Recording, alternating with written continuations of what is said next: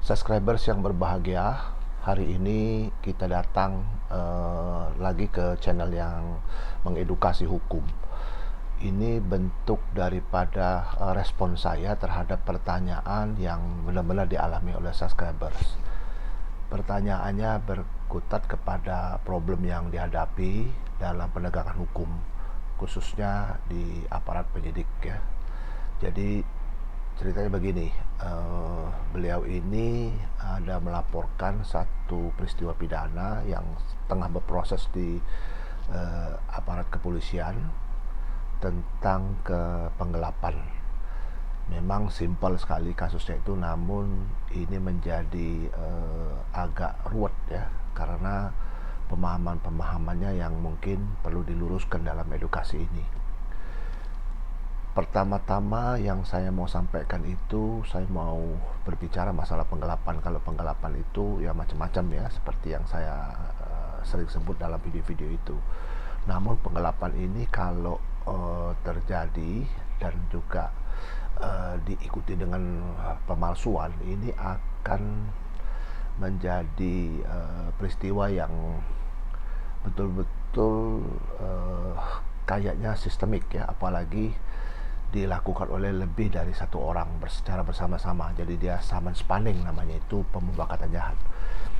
Jadi waktu pemeriksaan di kepolisian itu sudah selesai, maka dari aparat penegak hukum itu menyimpulkan bahwa si pelaku utama ataupun dadar ini memang memenuhi unsur-unsur elemen-elemen dalam tindak pidana ini, sehingga disimpulkan bahwa ini dianggap terbukti. Saya tidak ngomong terbukti karena yang membuktikan itu ataupun terbukti itu akan di hadapan majelis yang mulia yang mengetok palu untuk mengatakan ini terbukti.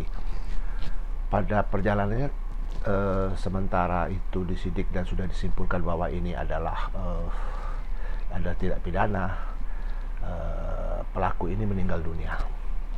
Pertanyaan yang pada saya itu adalah, Pak, apakah yang ikut serta ataupun dalam penyertaan dalaming ya, dalam pasal 55 itu tidak bisa diproses? Nah, ini pertanyaan yang perlu saya jawab.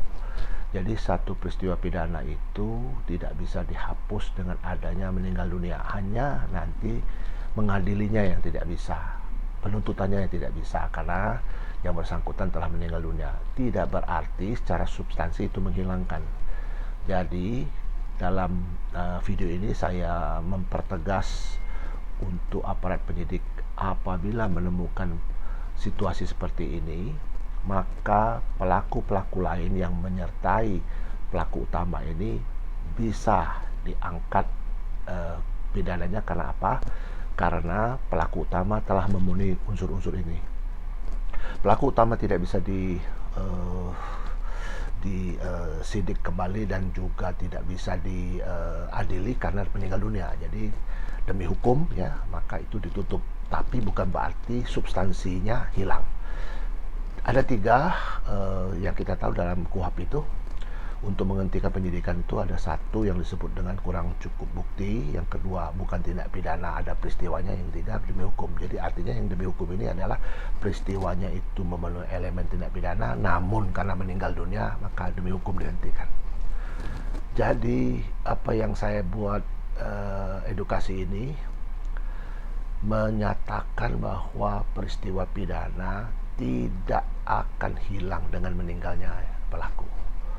Mudah-mudahan apa yang saya sampaikan ini bermanfaat bagi kita semua, dan kita tetap menjaga kesehatan, terus bekerja, berkarya, dan sukses.